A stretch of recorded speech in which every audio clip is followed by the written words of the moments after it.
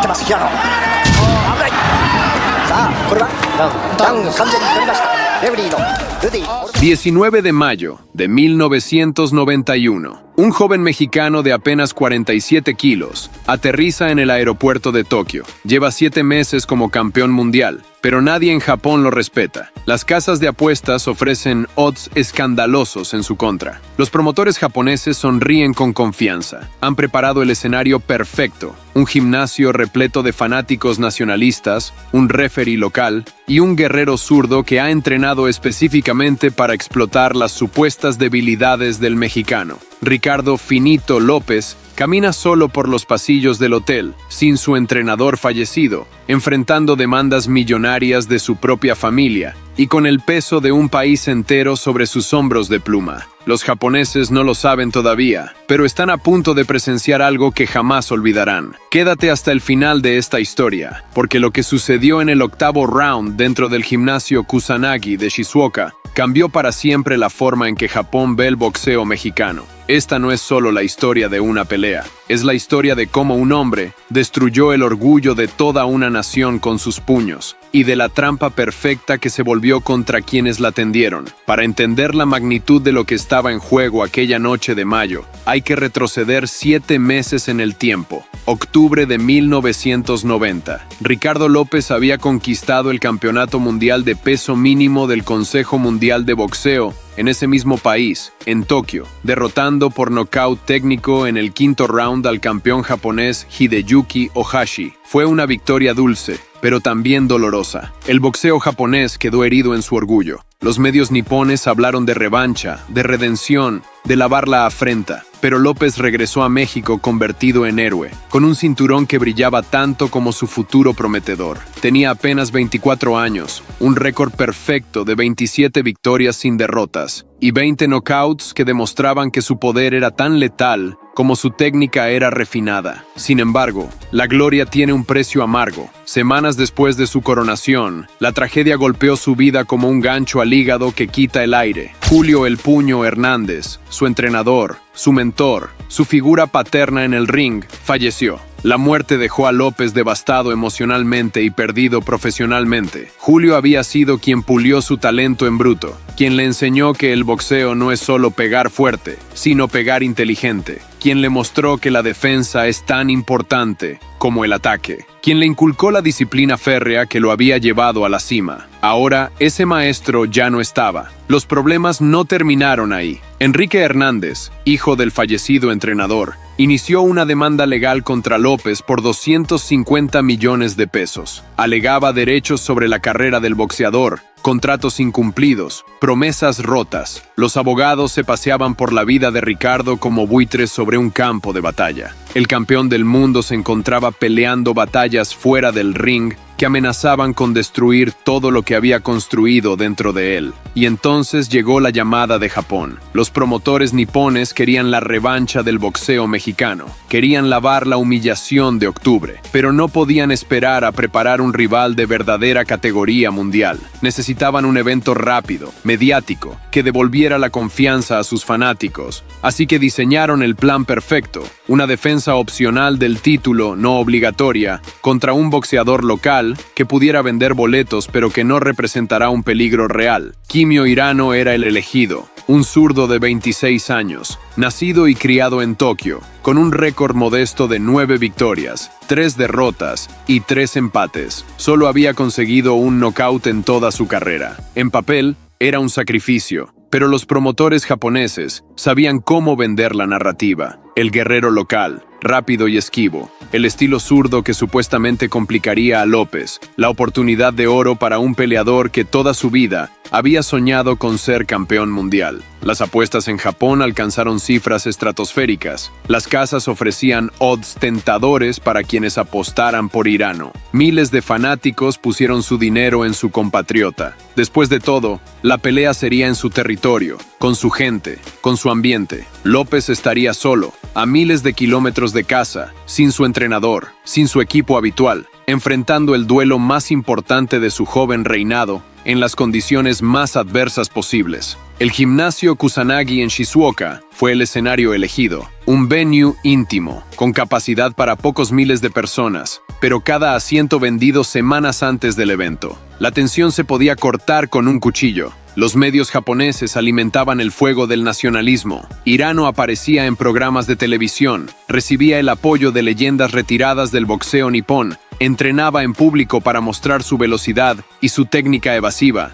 López, mientras tanto, llegó a Japón en silencio, sin fanfarrias, sin declaraciones incendiarias, solo un hombre y su determinación de demostrar que su victoria de octubre no había sido suerte, que él era el campeón legítimo, que nadie, ni siquiera en su propia casa, podía arrebatarle lo que había ganado con sangre y sudor. La tarde del 19 de mayo de 1991 llegó cargada de electricidad. El gimnasio Kusanagi se llenó horas antes de la pelea principal. Banderas japonesas por todas partes. Cánticos de apoyo para Hirano resonaban en las gradas. El aire caliente y húmedo de la primavera japonesa se mezclaba con el olor del sudor, la cerveza y la anticipación. En los vestidores, dos hombres se preparaban para la batalla de formas muy diferentes. Kimio Hirano estaba rodeado de su equipo, de cámaras, de reporteros capturando sus últimos momentos de preparación. Vendaba sus manos con calma, sonreía a las cámaras, recibía palmadas de ánimo. Este era su momento,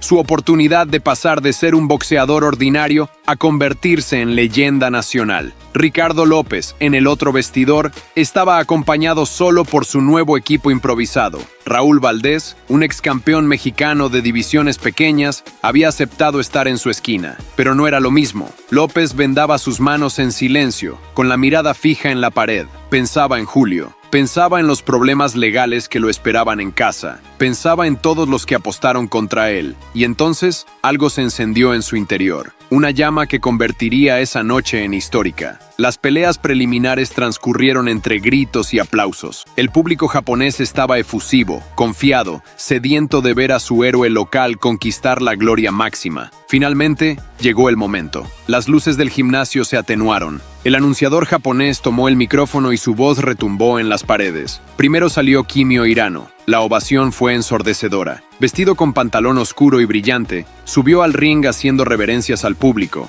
levantando los brazos, alimentándose de la energía de los miles que coreaban su nombre. Su rostro mostraba determinación, sus ojos, fuego. Sabía que esta era la única oportunidad que tendría en su vida para alcanzar la inmortalidad. Luego, entre un silencio incómodo apenas interrumpido por algunos aplausos corteses, apareció Ricardo López, todo de blanco con detalles rojos y verdes, los colores de la bandera mexicana. Subió las escaleras del ring sin mirar a los lados, sin reconocer a la multitud hostil. Pasó entre las cuerdas y caminó directamente a su esquina. Se quitó la bata. Su cuerpo pequeño pero perfectamente esculpido brillaba bajo las luces. 47 kilos y 600 gramos de músculo puro, disciplina inquebrantable y técnica suprema. El referee Rudy Ortega, un estadounidense que había sido llamado para dar imparcialidad al combate, reunió a ambos peleadores en el centro del ring. Les dio las instrucciones finales. López y Hirano se miraron a los ojos. Uno buscaba gloria, el otro, validación. Regresaron a sus esquinas. El ring quedó vacío por un instante eterno. Y entonces, la campana sonó. ¡Ding! El combate comenzó. Kimio Hirano salió de su esquina con su guardia zurda bien puesta, moviéndose lateralmente hacia su derecha, obligando a López a perseguirlo en sentido contrario a las manecillas del reloj. Su estrategia era clara: usar su movilidad para confundir al campeón, hacer que fallara sus golpes, frustrarlo, cansarlo. Hirano giraba sobre su cintura, hacía fintas con los hombros, movía la cabeza. Era como intentar atrapar humo con las manos. López, por su parte, avanzaba con pasos medidos. No había prisa en sus movimientos. Su guardia estaba perfectamente cerrada, el codo izquierdo protegiendo sus costillas, el guante derecho junto a su mentón. Sus ojos nunca dejaban de seguir al japonés. Estudiaba cada movimiento, cada patrón, cada tic. Los grandes boxeadores no solo ven con los ojos, ven con la mente. Y la mente de Ricardo López era una computadora procesando datos a velocidad imposible. El primer round transcurrió con pocos intercambios significativos. Hirano lanzaba jabs rápidos que López bloqueaba o esquivaba con sutiles movimientos de cabeza. El mexicano respondía con algunos golpes rectos que se perdían en el aire, mientras el japonés se movía. El público rugía cada vez que Hirano conectaba algo, aunque fueran golpes sin poder. Para ellos, su guerrero estaba ganando. Para los que sabían de boxeo, López estaba en clase, tomando apuntes. Sonó la campana del final del primer round. Ambos regresaron a sus esquinas. Hirano recibió felicitaciones efusivas de su equipo. Le secaban el sudor, le daban agua, le gritaban instrucciones en japonés. López se sentó en su banquillo en silencio. Raúl Valdés le hablaba, pero el campeón solo asentía levemente. Su expresión era impenetrable. El segundo round comenzó de forma similar. Hirano seguía con su estrategia de movimiento constante, pero López empezó a hacer ajustes sutiles. En lugar de perseguir directamente, comenzó a cortar el ring,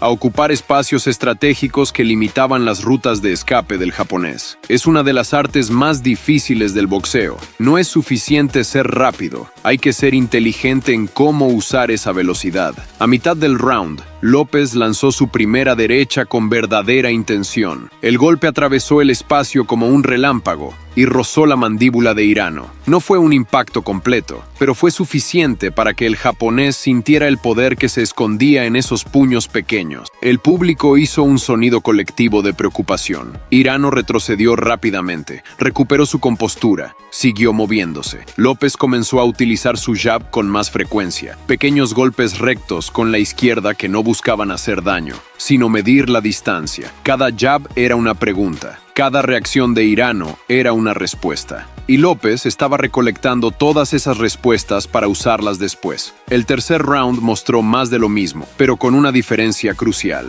López ya no estaba estudiando. Ya había terminado el examen. Ahora venía la parte práctica. Aumentó su presión, acortó la distancia entre ambos, obligó a Hirano a trabajar más duro para mantener su movilidad. El japonés empezó a respirar más pesado. Sus movimientos seguían siendo rápidos, pero ya no tan frescos como en el primer round. López conectó varias derechas rectas que impactaron limpiamente en el rostro de Hirano. No eran golpes devastadores, pero eran precisos, técnicos, perfectos en su ejecución. Cada uno dejaba una marca roja en la piel del retador. El público japonés comenzó a inquietarse. Esto no estaba yendo según el plan. La campana del cuarto round marcó el inicio de la verdadera pelea. Ricardo López salió de su esquina con una intención diferente. Ya no era el boxeador paciente que estudia a su rival. Ahora era el campeón que venía a hacer una declaración. Hirano intentó mantener su estrategia de movilidad, pero López había memorizado cada uno de sus patrones. Cuando el japonés giraba a la derecha, el mexicano ya estaba ahí esperándolo con un gancho de izquierda. Cuando intentaba escapar por el centro, López lo cortaba con un uppercut que pasaba peligrosamente cerca de su mentón. El ring,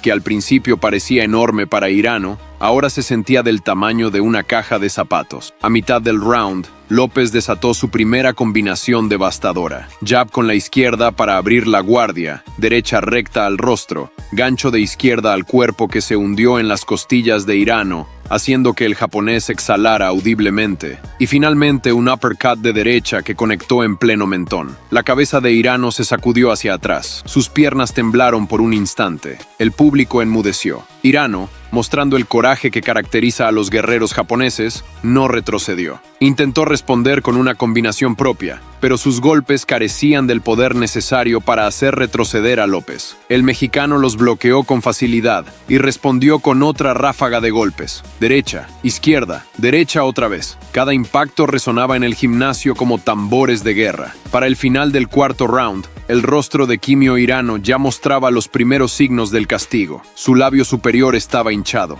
Una pequeña cortada se había abierto cerca de su ceja derecha. Su respiración se había vuelto laboriosa. Regresó a su esquina con la mirada baja mientras su equipo trabajaba frenéticamente para reparar el daño. López regresó a su esquina sin una marca en el rostro. Ni siquiera estaba sudando tanto. Se sentó, bebió agua, escuchó las palabras de Valdés, pero sus ojos nunca dejaron de mirar a la esquina contraria. Estudiaba la reacción del equipo de Hirano. Evaluaba el lenguaje corporal del retador, un depredador observando a su presa herida. El quinto round fue una continuación de la tendencia. López presionaba sin descanso. Sus combinaciones se volvieron más largas, más variadas, más creativas. Golpeaba al cuerpo con ganchos pesados, que hacían que Hirano se doblara. Golpeaba a la cabeza con rectos que atravesaban su guardia. Utilizaba uppercuts que subían desde abajo como misiles buscando el mentón del japonés. Hirano, atrapado en una pesadilla de cuero y violencia controlada, intentaba responder cada vez que podía. Su orgullo no le permitía simplemente cubrir y sobrevivir. Lanzaba combinaciones rápidas pero sin la potencia necesaria para hacer retroceder a López. Y cada vez que atacaba, recibía el doble de golpes en respuesta. Era una ecuación matemática cruel. Por cada golpe que daba, recibía 3. La pelea se estaba convirtiendo en una exhibición de superioridad técnica. La nariz de Hirano comenzó a sangrar en el sexto round. La sangre corría por su labio superior, le entraba a la boca, manchaba sus guantes blancos. El referee Ortega observaba con atención, listo para detener la pelea si consideraba que Hirano estaba recibiendo demasiado castigo. Pero el japonés seguía peleando, seguía intentando, seguía buscando el golpe milagroso que cambiara la narrativa. López, implacable, seguía trabajando. Sus golpes al cuerpo eran especialmente brutales. Cada gancho al hígado hacía que Hirano se estremeciera. Cada uppercut a las costillas flotantes le quitaba un poco más de aire. El boxeo de López no era solo efectivo, era hermoso en su brutalidad técnica. Cada golpe tenía un propósito. Cada combinación era una obra de arte violenta. Para el séptimo round, la realidad era innegable para todos. En el gimnasio Kusanagi, Kimio Hirano estaba recibiendo una lección de boxeo que jamás olvidaría. Su rostro era un mapa de dolor, ambos ojos hinchados, la nariz sangrando profusamente, los labios partidos, cortes pequeños alrededor de las cejas. Su cuerpo mostraba las marcas rojas de los ganchos al cuerpo que había recibido. Respiraba con dificultad, su guardia comenzaba a bajar por el cansancio extremo. Pero el verdadero dolor no era físico, era el dolor del orgullo nacional derrumbándose. Las miles de personas que habían llenado el gimnasio con esperanza, con cánticos, con banderas japonesas ondeando, ahora miraban en silencio horrorizado. Sus apuestas se evaporaban ante sus ojos. Su héroe estaba siendo dominado completamente por el pequeño mexicano que habían subestimado. López, por su parte, parecía apenas estar comenzando. No había signos de fatiga en su rostro. Su técnica seguía siendo perfecta. Sus golpes mantenían la misma velocidad y poder que en el primer round. Si acaso, parecía estar acelerando, encontrando nuevas formas de penetrar la guardia cada vez más débil de Hirano. En un momento del séptimo round, López conectó una secuencia que dejó al público sin aliento. Finta con el jab, paso lateral a la izquierda, gancho de izquierda al cuerpo, uppercut de derecha a la mandíbula, derecha recta a la nariz, gancho de izquierda a la sien. 6 golpes en menos de 3 segundos, cada uno conectando limpiamente. Hirano trastabilló hacia las cuerdas, sus piernas flaqueando, sus brazos cayendo a los costados. El referee dio unos pasos hacia adelante,